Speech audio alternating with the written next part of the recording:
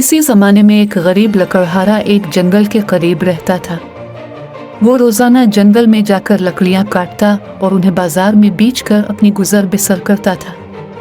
वो ईमानदार और मेहनती था, लेकिन इसकी कमाई बहुत मामूली थी। एक दिन वो हमेशा की तरह जंगल में दरख्त काटने गया।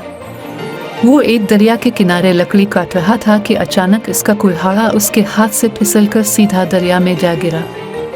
दरिया बहुत गहरा था और बेचारा लकड़हारा बेबस होकर रोने लगा, क्योंकि वो जानता था कि नया कुल्हाड़ा खरीदने के लिए इसके पास पैसे नहीं हैं। जब लकड़हारा बेबसी से बैठा रो रहा था तो अचानक एक रोशन फरिश्ता दरिया से नमूदार हुआ और इससे पूछा, ए नेक आदमी, तुम क्यों रो रहे हो?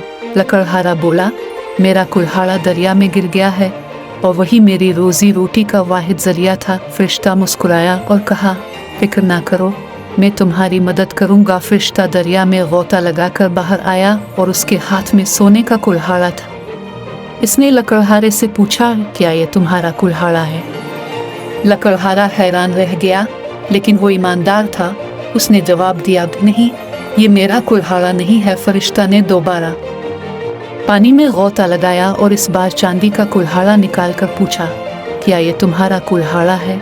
लकड़हारा फिर बोला, नहीं, ये भी मेरा नहीं है। फरिश्ता ने तीसरी बार गोता लगाया और इस बार लोहे का पुराना कुल्हाड़ा निकाला, जो दरअसल लकड़हारे का था। जैसे ही लकड़हारे ने अपना कुल्हाड़ा देखा, वो खुशी से बोला, यही मेरा कुल्हाड़ा है। फरिश्ता लकड़हारे की ईमानदारी से बहुत खुश हुआ और कहा, तुम एक सच्चे और ईमानदार इंसान हो, इसलिए इनाम के तौर पर मैं तुम्हें ये तीनों कुल्हाड़े देता हूँ। लकड़हारा अपनी खुश नसीबी पर बहुत खुश हुआ।